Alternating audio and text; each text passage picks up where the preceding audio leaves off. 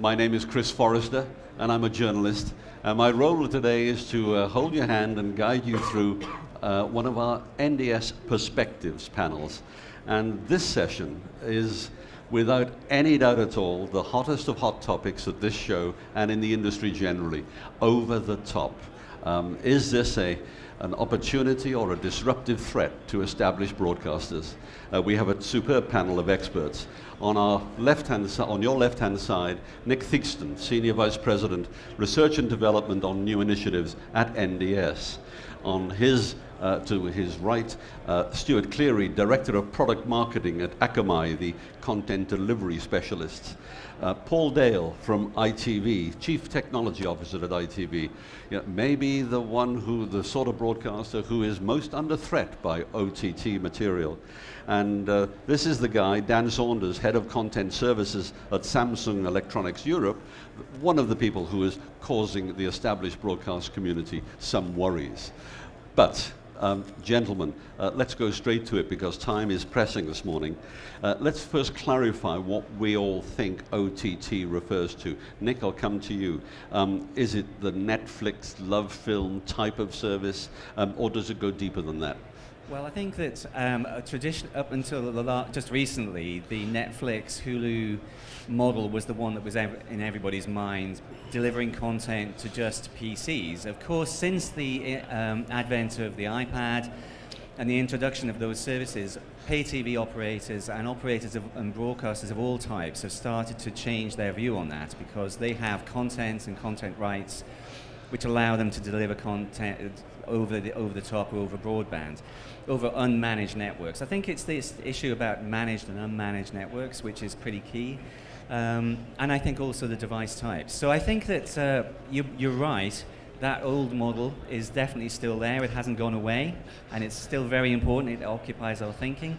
But coming to the fore now, I think, is seeing how the traditional business of broadcasting can be extended through over the top to all of this multiplicity of new devices.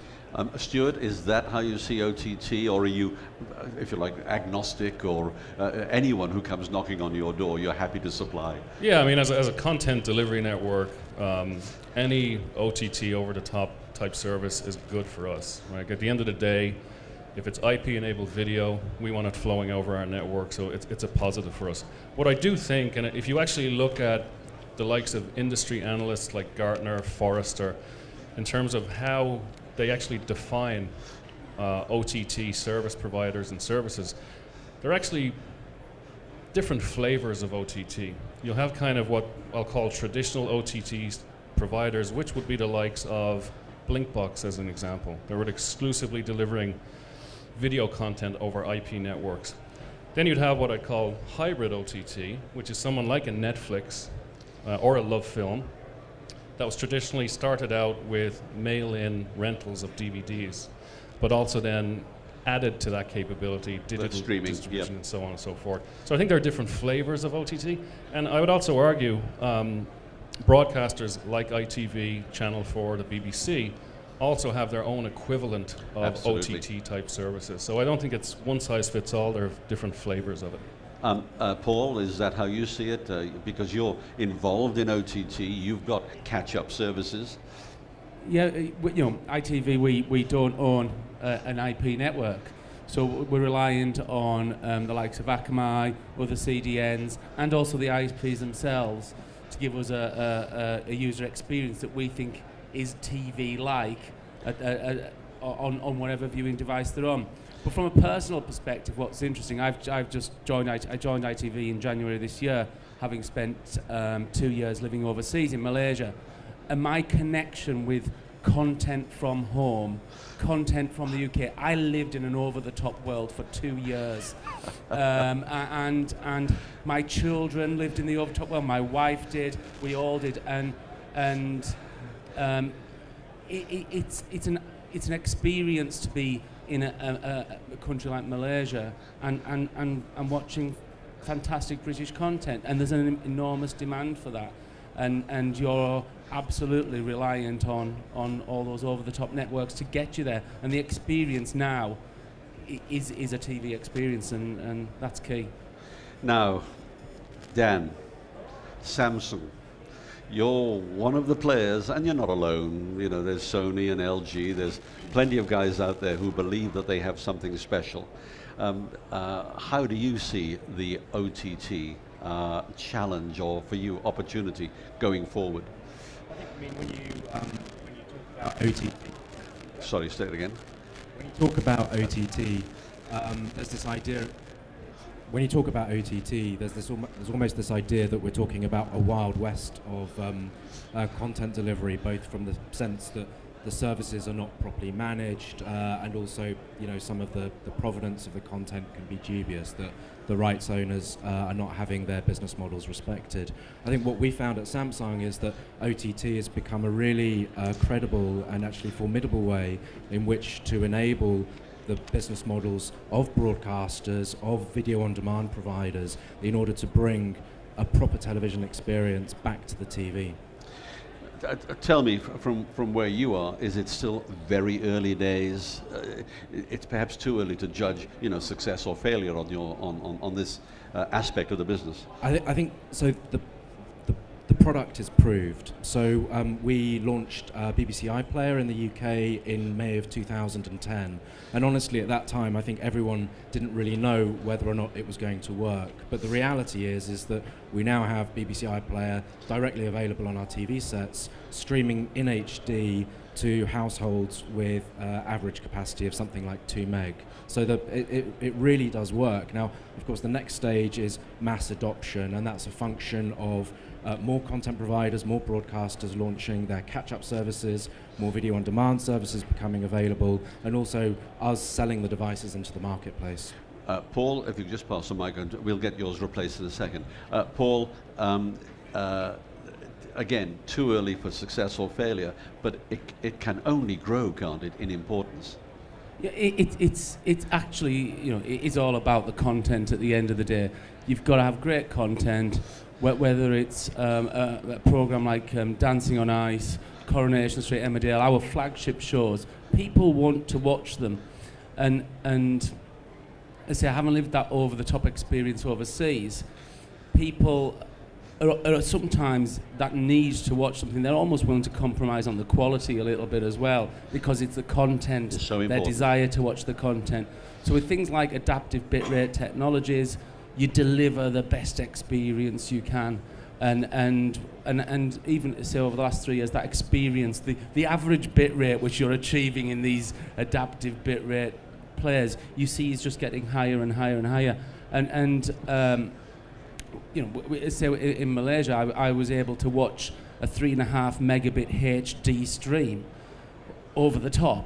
So, you know, it is there, but it is absolutely the content and the desire to watch the content. That's right. That's the fundamental driver. But what you've also got to do, and this is one of the things that, you know, how I managed to watch so much British content in Malaysia, is we've got to be careful as we go to all these different devices that we don't start opening up back doors into content that allow it to be consumed in the wrong place, out of your control. Sure. So you've got to do over-the-top delivery, but at the same time, you've got to control it and try and give the best experience you can.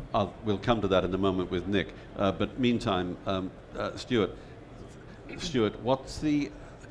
what are the challenges for you in increasing that bit rate? Because that's what the consumer wants. The consumer doesn't really mind so much a low bit rate, provided we're not buffering all the time. Yeah, so the interesting thing is, when it comes to consumer expectations today, one, there's this voracious appetite now for video content across multiple different devices. So not just PC, but any IP-enabled device, whether it's a Samsung TV, whether it's an iOS device, whether it's an Android device, the list goes on and on and on. The challenge for us as a content delivery network in this world of increasing bit rates, if you look out over the next 4 years into 2015, we're entering into what a lot of people in the industry call the zettabyte era. And what's driving a lot of that is actual high definition video content. Excuse me. So if you look out by 2015, it's forecasted that up to 76% of all video that crosses IP networks will be high definition video. Staggering number. We look at that, and what that means to us as a CDN what that means to us is that we must build the necessary capacity and scale to be able to deliver those types of bit rates. So we look at it as a scale challenge and as a capacity challenge. So we're constantly building out our network infrastructure, not just with capacity and additional storage, but also with innovative technologies like adaptive bitrate streaming. Sure. I mean, just an aside, who's going to fund that? Someone's going to have to pay for that increased capacity. So, I mean, that's part of our cost of doing business. So we maintain that network infrastructure that, innovative broadcasters like ITV can deliver those types of TV-like experiences across multiple devices where the consumer doesn't get buffering. And by the way, the interesting thing from a consumer expectation perspective is they're willing to take a hit on bit rate, meaning on the resolution of the video, if you can eliminate the buffering itself. Exactly. Nick, we mentioned obliquely protection. That's not quite what your business is all about, but it's a big cornerstone of it. How are you solving those problems? Absolutely. So I think that just playing to Paul's point, I think that the issue is not just making sure that people can subscribe to services, and for instance in a pay TV model, but also that the infrastructure also permits control over who gets to see it. And I think that is where a hot debate about DRM rages, of course. From the NDS perspective, obviously we put the absolutely highest level of security that we possibly can into DRM, which is the VG Connect product that we just launched recently.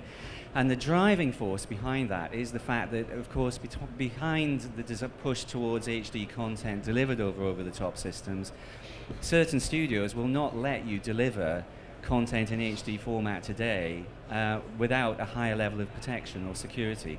And this is the sort of transition we're seeing from the old models of OTT, where essentially over the internet meant free and driven by advertising, to subscription models. And I think that pay TV, therefore, is wrapping its arms around over-the-top delivery accordingly, and our technology solutions are some of the best out there that you can get today, and they've been independently verified. But I think that the consumer doesn't really care about any of this, and ultimately what DRMs have to do, or all of these systems have to do, is enable getting the best experience without interruptions, passwords, additional sort of protections where you have to type in various things, extra phone calls.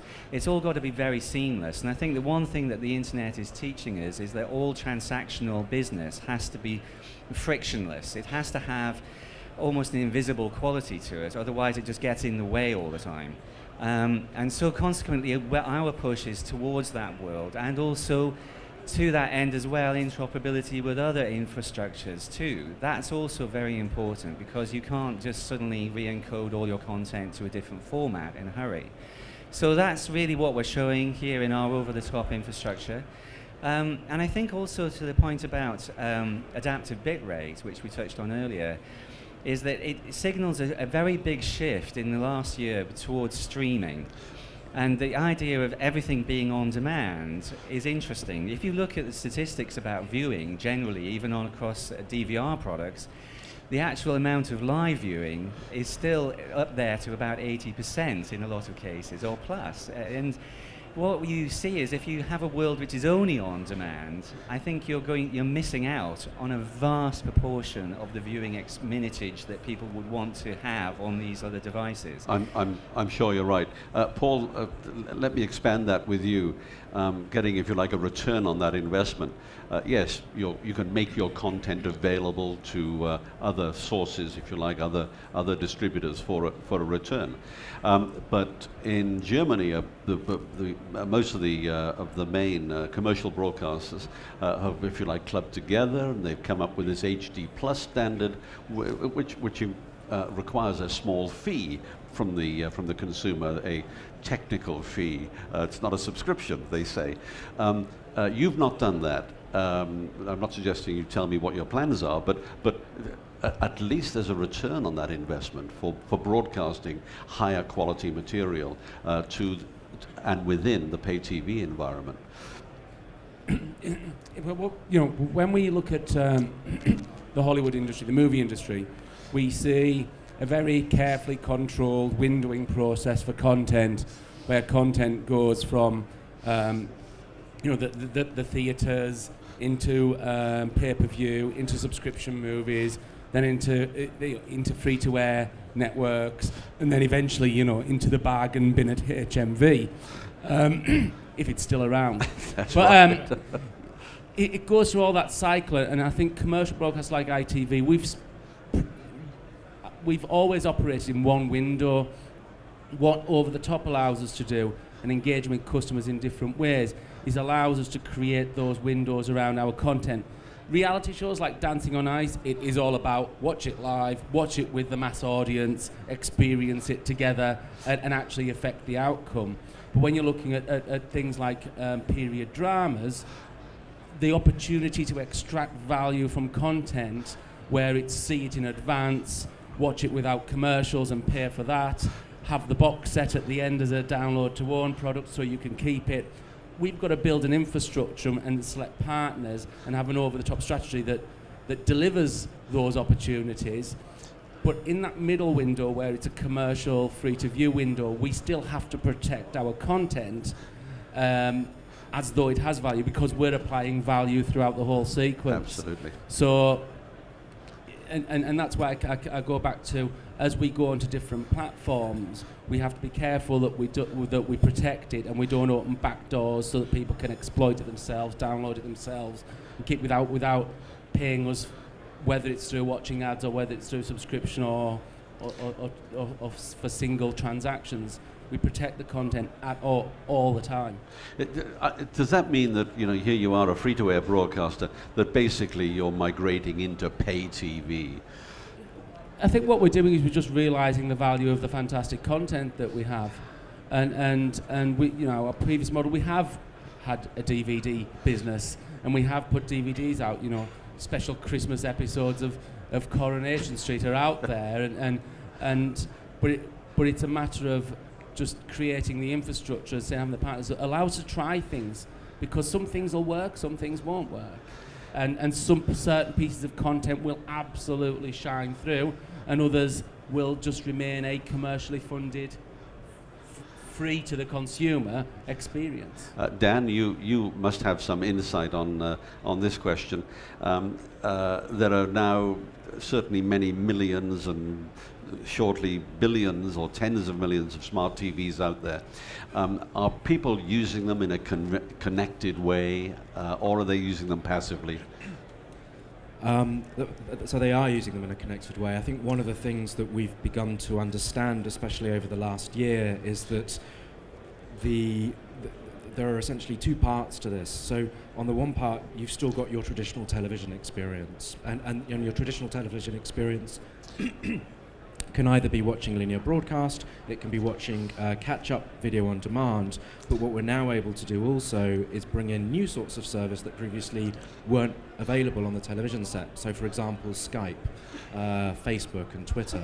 And some of these services do demand more interaction. They are a more a connected approach to consuming content. And I think what we're trying to do is to find the balance between integrating IP services with television services in a way that makes sense, so that consumers aren't suddenly being asked to engage with their television set in a way that they're not willing to do. Now, a tough question for you. Some cynics might say, hey, they're just bolting on this little bit of technology to get a bit of extra margin. They're not serious about it. How serious are you, and how serious do you sense your rivals at Sony and LG might be? I think we're at the stage now where if your TV doesn't have an Ethernet port, it's more or less the same as a TV not having a digital tuner. I mean, the number of services that are available, the way that consumer electronics has embraced the opportunity, the way that consumers are responding to the option to be able to watch video OTT suggests to me that this is now central, and it is not going away. Stuart, you've already hinted at the huge expansion that's going to take place. Does that mean there's going to be a corresponding contraction in packaged media being sold on the high street? Do you sense? I don't think so. Actually, research suggests that packaged media on the high street is still a healthy market. So I don't think necessarily. Oh, but I mean, we're just going through in the UK. HMV is closing everywhere. Blockbuster went bust and was bailed out by a pay TV operator. Do you really think packaged media has a future? So it depends on the category of packaged media. So if you're talking about the likes of premium, I'll call it Hollywood content, I certainly think long term that you're going to see a definite shift and migration to digital-based distribution of that media, which is something I think eventually that Hollywood will be behind, because it's actually a lower cost to distribute it that way than to do physical DVDs and distribution of those assets. But when is it going to happen? That's anybody's guess right now. Nick, have you got any insight? What are your studies and your expensive client reports suggest? On the future of packaged media. Yeah. I think I live in the research world, so I'm taking the extreme position, which is I'm seeing the death of packaged media in a big way. And I can confidently do that because I'm planning for a complete distribution digitally. I think that the value of what is interesting about that actually is that one of the things we haven't talked about with OTT is also the metadata that goes with some of these systems. And when you consider the huge amount of content that you can suddenly unleash on consumers in online stores, is to what degree they get benefit and satisfaction from them and enjoyability. And it's the same problem that we've had in multi-channel TV for a while, which is how do you get the maximum return on satisfaction for the subscriptions. And I think that packaged media, you see, therefore, brings about some interesting models because, of course, the box set model that that Paul referred to earlier is still there, and I think transferring that across in more creative ways to these OTT systems. For instance, a good example, I think that people will not differentiate between which device they're going to watch on. So one minute they're consuming content on the television, the next minute they'll consume it on an iPad or a tablet device, the next minute they'll consume it on another device. The packaging of that content together is very important because I think consumers will just say, it's the same thing. I don't really see a difference. What is OTT different to broadcast, really? It's just all content coming to me. So I think this is an area where there's a lot of work that can be done. And the bidirectional nature of OTT networks affords us, as a technology company, fantastic scope for improvement in the future. You've only mentioned about 5 or 6 other panel sessions there that we've got under plan, but I'm being given a wind-up notice, so I've got to say thank you very much to Nick, Stuart, Paul, and Dan. Thank you very much, gentlemen. Thank you.